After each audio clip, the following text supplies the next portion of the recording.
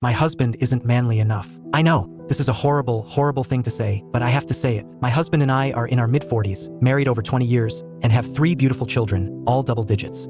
I do love my husband, but I don't know if I am physically attracted to him, not because of his looks but because of how he lives his life. My husband is a good man, treats me very well, and is an amazing father to our children. Physically, he is tall, broad-shouldered, not skinny or athletic, but not obese. He is a big guy with a big beard, big arms, and big hands. He is built like a linebacker. He can physically intimidate people with just his presence, although he never goes in to intentionally do that. He can control a room and has a very masculine job he excels at. However, the manliness ends there. This is why I may not be attracted to him anymore if I ever was. He is not handy. It's not that he doesn't try to fix or do things around the house, but he cannot build anything. Anything he does fix never looks or works right. A lot of times we have to hire people to fix or build things for us. He doesn't drink. He will go out once in a while and have a couple of beers, but he doesn't drink at home. My husband isn't into any manly stuff. He doesn't hunt, fish, do anything with automobiles, or is not big into sports. He has taken the kids fishing and shooting just so they have the experience, but he does it just for them. He really doesn't have any hobbies. I begged him to take one up, so he started building Lego sets. He's in his 40s. He loves going to movies, likes cooking. I never have to cook when he is home, and does a lot of the house cleaning. I will give him this: he doesn't play video games or board games unless family time, or do anime or any of that.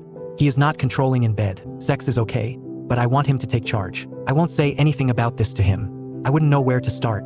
I do love him. It's not that I want him to be a drunk or macho aggressive jerk, but sometimes I just want a man to take charge and fix things and be a man. This is bad, I know. I feel bad saying it, just needed to say it. I received a lot of hate for my thoughts and feelings.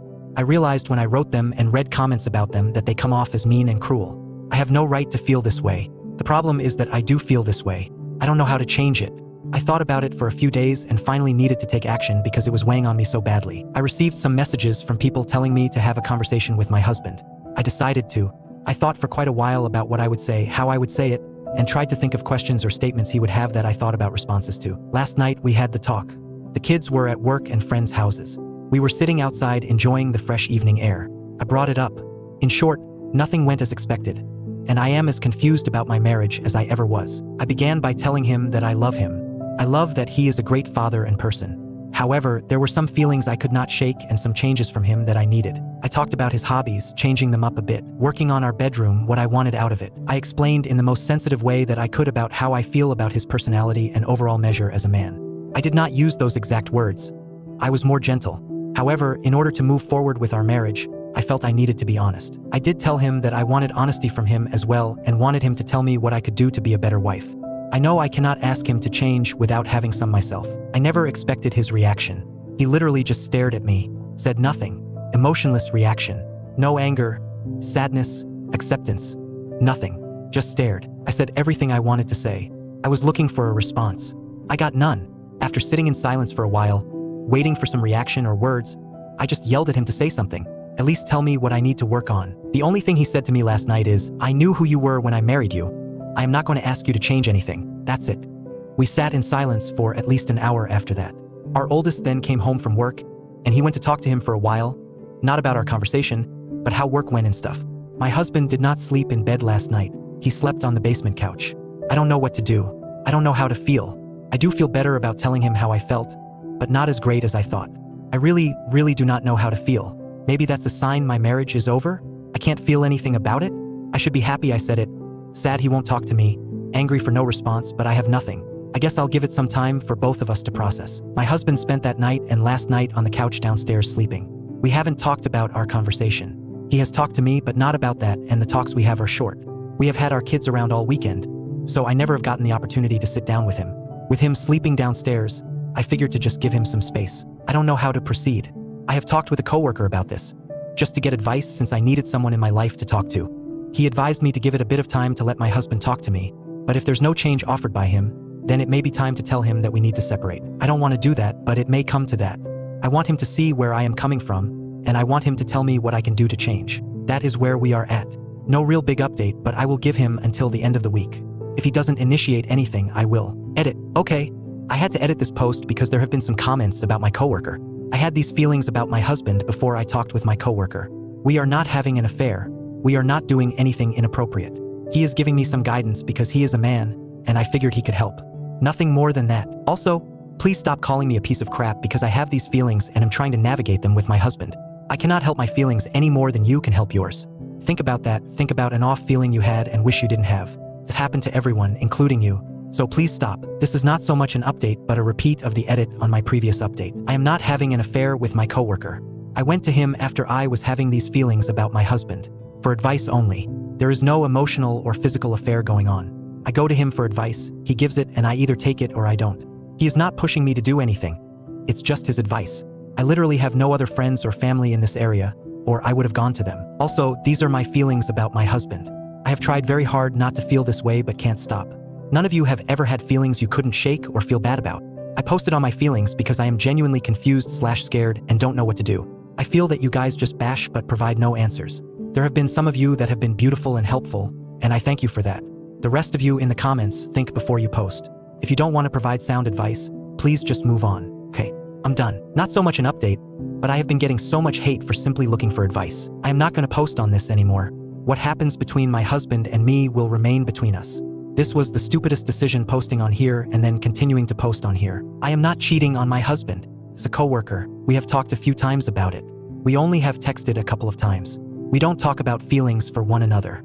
Just someone I asked for a little guidance from, and he was nice enough to give it. Yes, my husband is a good man. No, I am not a piece of crap for having the feelings I do. I stand by talking to him about my feelings because that is what people do in a marriage. If my marriage is over because he cannot accept what I have to say or change the small things I want him to change, then so be it. The moral of this story revolves around the complexities of love, marriage, and the necessity of honest communication. In a long-term relationship, it's crucial to express feelings and concerns openly, as the protagonist's struggle to convey her feelings about her husband's behavior and lifestyle reflects the importance of communication in maintaining a healthy relationship. Without honesty, misunderstandings and dissatisfaction can fester, potentially leading to greater issues down the line.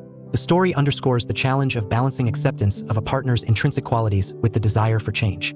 It questions whether it's fair or realistic to expect someone to change fundamentally to meet one's ideals, highlighting the often unrealistic expectations we can place on those we love. The husband's reaction to his wife's concerns, his silent acceptance and refusal to ask her to change, emphasizes the importance of respecting each other's individuality in a marriage. His response suggests a deep understanding of her personality and a refusal to demand changes that compromise who she is. This highlights a significant aspect of relationships: the need to accept and love our partners for who they are, not who we want them to be. His stoic reaction also reflects the pain and confusion he must have felt, unable to articulate his feelings in the moment, thus adding another layer of emotional complexity to the narrative. The protagonist's journey of self-reflection, grappling with the internal conflict between her feelings and societal expectations, is crucial for personal growth and understanding one's values and desires in a relationship. This journey underscores the importance of introspection and the courage to confront uncomfortable truths about oneself and one's relationship. The protagonist's feelings of guilt, confusion, and frustration reveal the emotional complexity of relationships. The moral here is about recognizing and addressing these emotions constructively rather than letting them undermine the relationship. It's about understanding that feelings, no matter how unsettling, need to be acknowledged and addressed to foster growth and healing. The story illustrates the emotional complexity of relationships, recognizing and addressing these emotions constructively rather than letting them undermine the relationship. The protagonist's outreach to a coworker for advice highlights the need for support during challenging times. However, it also illustrates the sensitivity required in choosing confidence and the potential misunderstandings that can arise. The advice from her coworker, while well-meaning, becomes a point of contention and judgment from others, showcasing how seeking help outside the marriage can be fraught with complications and misinterpretations. This emphasizes the importance of careful consideration when seeking external advice and the potential impact it can have on the perceptions of the relationship. Her willingness to discuss her feelings and seek mutual change demonstrates a commitment to improving the marriage. It underscores that relationships require effort and a willingness to address issues collaboratively. This part of the story highlights the protagonist's bravery in confronting her husband and her determination to seek a better, more fulfilling relationship, despite the discomfort and potential fallout.